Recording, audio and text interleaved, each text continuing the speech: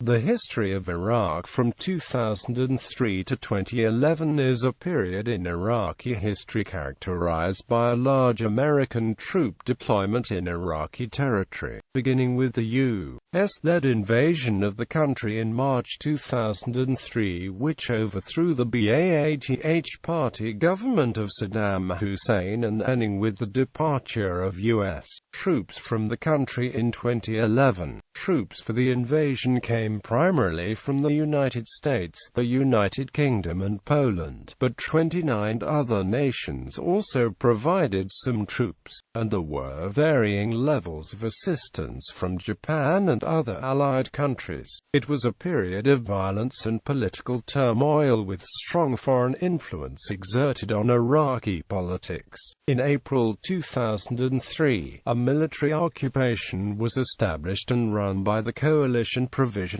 Authority, which later appointed and granted limited powers to an Iraq Interim Governing Council. In June 2004, a caretaker government was established, the Iraqi Interim Government. Following parliamentary elections in January 2005, this administration was replaced in May by the Iraqi Transitional Government. A year later, the al-Maliki government took office. During this period, tens of thousands of private security personnel, many from abroad, provided protection of infrastructure, facilities and personnel. Efforts toward the reconstruction of Iraq after the damage of the invasion were slowed when coalition and allied Iraqi forces fought a stronger than expected militant Iraqi insurgency, leading to difficult living conditions for the population of Iraq throughout the period.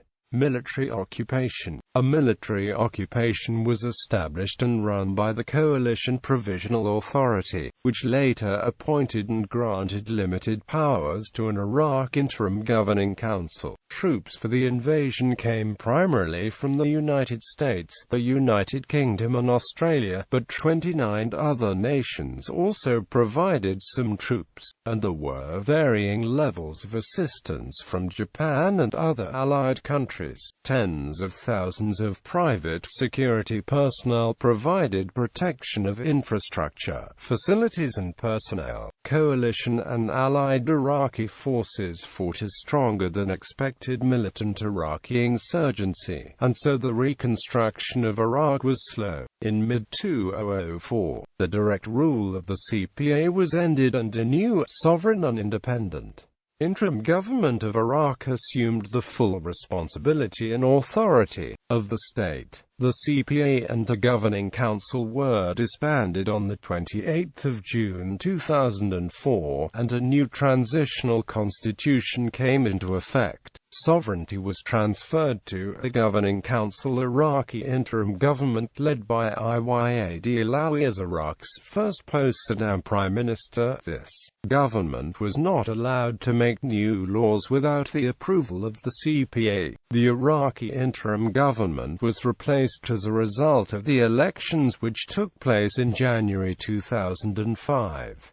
A period of negotiations by the elected Iraqi National Assembly followed, which culminated on 6 April 2005 with the selection of, among others, Prime Minister Ibrahim al-Jafari and President Jalal Talabani. The Prime Minister al-Jafari led the majority party of the United Iraqi Alliance, a coalition of the al-Dawa and SCII parties. Both parties are Tehran-backed, and were banned by Saddam Hussein.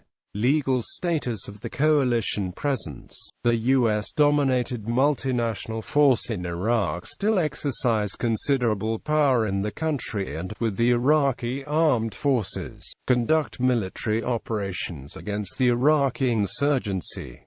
The role of Iraqi government forces in providing security is increasing. According to Article 42 of the Hague Convention, territory is considered occupied when it is actually placed under the authority of the hostile army. The International Humanitarian Law Research Initiative states, the wording of Security Council Resolution 1546 indicates that, regardless of how the situation is characterized, international humanitarian law will apply to it. There may be situations where the former occupier will maintain a military presence in the country, with the agreement of the legitimate government under a security arrangement. The legality of such agreement and the legitimacy of the national authorities signing it is subject to international recognition, whereby members of the international community re-establish diplomatic and political relations with the national government. The United Nations Security Council Resolution 1546 in 2004 looked forward to the end of the occupation and the assumption of full responsibility and authority by a fully sovereign and independent interim government of Iraq. Afterwards, the UN and individual nations established diplomatic relations with the interim government, which began planning for elections and the writing of a new constitution. In January 2005, John Negroponte, U.S. ambassador to Iraq, indicated the U.S. government would comply with a United Nations resolution declaring that coalition forces would have to leave if requested by the Iraqi government. If that's the wish of the government of Iraq, we will comply with those wishes. But no, we haven't been approached on this issue, although obviously we stand prepared to engage the future government on any issue concerning our presence here. On the 10th of May 2007, 144 Iraqi parliamentary lawmakers signed onto a legislative petition calling on the United States to set a timetable for withdrawal. On the 3rd of June 2007, the Iraqi parliament voted 85 to 59 to require the Iraqi government to consult with parliament before requesting additional extensions of the UN Security Council mandate for coalition operations in Iraq. The current UN mandate under United Nations Security Council Resolution 1790 expired on the 31st of December 2008. 2003. Fall of Saddam Hussein's government. On the 1st of May 2003, President Bush declared the end of major combat operations in Iraq. While aboard the US Abraham Lincoln with a large mission accomplished banner displayed behind him. The weeks following the removal of Ba'ath party rule were portrayed by American media as generally a euphoric time among the Iraqi populace. New York Post correspondent Jonathan Foreman, reporting from Baghdad in May 2003, wrote that looting was less widespread than reported, and that the intensity of the population's pro-American enthusiasm is astonishing. There were widespread reports of looting, though much of the looting was directed at former government buildings and other remnants of the former government. There were reports of looting of Iraq's archaeological treasures, mostly from the National Museum of Iraq, up to an alleged 170,000 items, worth billions of US dollars. These reports were later revealed to be vastly exaggerated. Cities, especially Baghdad, suffered through reductions in electricity, clean water and telephone service from pre-war levels, with shortages that continued through at least the next year.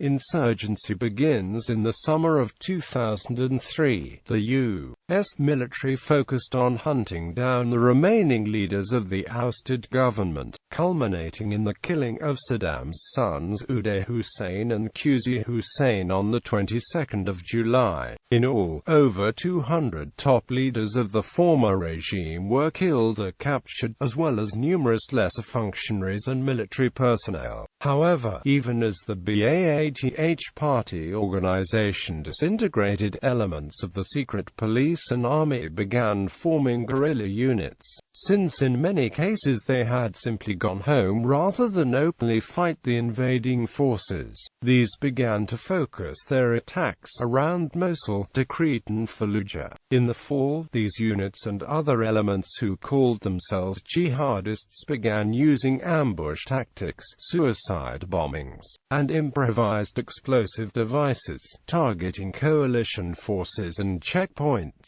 They favored attacking the unarmored Humvee vehicles, and in November they successfully attacked U.S. rotary aircraft with SAR-7 missiles bought on the global black market. On the 19th of August, the UN headquarters in Baghdad was destroyed in the Canal Hotel bombing, killing at least 22 people, among them Sergio Vieira de Mello, special representative of the UN Secretary-General.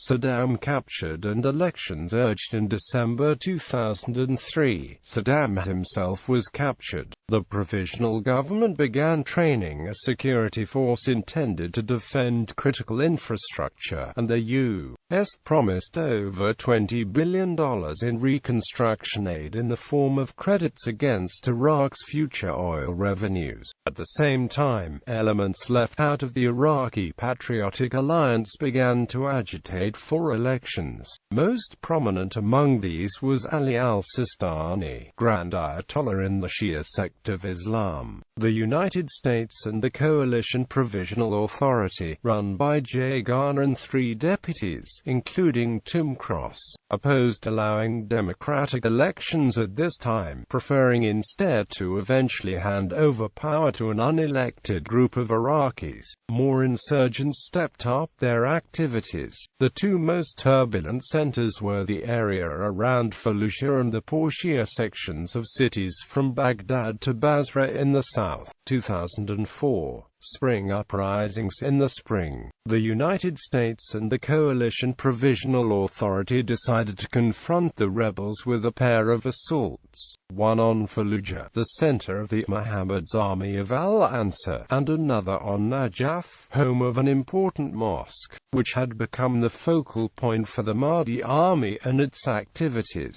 In Fallujah, 4 private security contractors working for Blackwater USA were ambushed and killed, and the corpses desecrated. In retaliation, U.S. offensive was begun, but it was soon halted because of the protests by the Iraqi Governing Council and negative media coverage. A truce was negotiated that put a former Ba'athist general in complete charge of the town. The 1st Armored Division along with the 2nd ACR were then shifted south because Spanish, Salvadoran, Ukrainian, and Polish forces were having increasing difficulties retaining control over Al-Qut and Najaf. The 1st Armored Division and 2nd ACR relieved the Spaniards, Salvadoran, Poles, and put down the overt rebellion. At the same time, British forces in Basra were faced with increasing restiveness, and became more selective in the areas they patrolled. In all, April, May and early June represented the bloodiest months of fighting since the end of hostilities. The Iraqi troops who were left in charge of Fallujah after the truce began to disperse and the city fell back under insurgent control. In the April battle for Fallujah, U.S. troops killed about 200 resistance fighters, while 40 Americans died and hundreds were wounded in a fierce battle. U.S. forces then turned their attention to the Al-Mahdi army in Najaf. A large convoy of U.S. Army supply trucks manned by civilian contractors was ambushed and suffered significant damage and casualties. Transfer of sovereignty. In June 2004, under the auspices of United Nations Nations Security Council Resolution 1546, the coalition transferred limited sovereignty to a caretaker government, whose first act was to begin the trial of Saddam Hussein. The government began the process of moving towards elections, though the insurgency, and the lack of cohesion within the government itself, led to repeated delays. Militia leader Muqtada al-Sadr used his grassroots organization and Mahdi militia of over 1,000 armed men to take control of the streets of Baghdad. The Coalition Provisional Authority soon realized it had lost control and closed down his popular newspaper. This resulted in mass anti-American demonstrations. The CPA then attempted to arrest al-Sadr on murder charges. He defied the American military by taking refuge in the holy city of Najaf. Through the months of July and August, a series of skirmishes in and around Najaf culminated with the Imam Ali Mosque itself under siege, only to have a peace deal brokered by al-Sistani in late August. Al-Sadr then declared a national ceasefire and opened negotiations with the American and government forces. His militia was incorporated into the Iraqi security forces, and al-Sadr is now a special envoy. This incident was the turning point in the failed American efforts to install Ahmed Chalabi as leader of the interim government. The CPA then put Iyad Allawi in power. Ultimately, he was only marginally more popular than Chalabi. The Allawi government, with significant numbers of holdovers from the Coalition Provisional Authority, began to engage in attempts to secure control of the oil infrastructure, the source of Iraq's foreign currency, and control of the major cities of Iraq. The continuing insurgency's poor state of the Iraqi army, disorganized condition of police and security forces, as well as the lack of revenue hampered their efforts to assert control. In addition, both former Ba'athist elements and militant Shia groups engaged in sabotage, terrorism, open rebellion, and establishing their own security zones in all or part of a dozen cities. The Allawi government vowed to crush resistance, using U.S. troops, but at the same time negotiated with Muqtada al-Sadr. Offensives and counter-offensives. Beginning the 8th of November, American and Iraqi forces invaded the militant stronghold of Fallujah in Operation Phantom Fury, killing and capturing many insurgents. Many rebels were thought to have fled the city before the invasion. U.S.-backed figures put insurgency losses at over 2,000. It was the bloodiest single battle for the U.S. in the war, with 92 Americans dead and several hundred wounded. A video showing the killing of at least one unarmed and wounded man by an American serviceman surfaced, throwing renewed doubt and outrage at the efficiency of the U.S. occupation. The Marine was later cleared of any wrongdoing because the Marines had been warned that the enemy would sometimes feign death and booby-trap bodies, as a tactic to lure Marines to their deaths. November was the deadliest month of the occupation for coalition troops, surpassing April. Another offensive was launched by insurgents during the month of November in Mosul. U.S. forces backed by Peshmerga fighters launched a counteroffensive which resulted in the Battle of Mosul. The fighting in Mosul occurred concurrently with the fighting in Fallujah and attributed to the high number of American casualties taken that month. In December, 14 American soldiers were killed and over 100 injured when an explosion struck an open tent mess hall in Mosul, where President Bush had spent Thanksgiving with troops the year before. The explosion is believed to have come from a suicide bomber. After a review of the military strategy in the end of 2004, then commanding general of the MNF, General George W. Casey, Jr., directed the coalition forces to shift the focus from fighting insurgents to training Iraqis. At the time, the Iraqi insurgency was mainly directed against the occupation, and it was believed that if the coalition would reduce its presence, then the insurgency would would diminish. Military planners hoped that national elections would change the perception of being under occupation, stabilize the situation and allow the coalition to reduce its presence. 2005. Iraqi elections and aftermath. On the 30th of January, an election for a government to draft a permanent constitution took place. Although some violence and lack of widespread Sunni Arab participation marred the event, most of the eligible Kurd and Shia populace participated. On the 4th of February, Paul Wolfowitz announced that 15,000 U.S. troops whose tours of duty had been extended in order to provide election security would be pulled out of Iraq by the next month. February, March and April proved to be relatively peaceful months compared to the carnage of November and January, with insurgent attacks averaging 30 a day from the average 70. Hopes for a quick end to an insurgency and a withdrawal of U.S. troops were dashed at the advent of May, Iraq's bloodiest month since the invasion of U.S. forces in March and April 2003. Suicide bombers believed to be mainly disheartened Iraqi Sunni Arabs, Syrians and Saudis tore through Iraq. The targets were often Shia gatherings or civilian concentrations, mainly of Shias. As a result, over 700 Iraqi civilians died in that month, as well as 79 U.S. soldiers.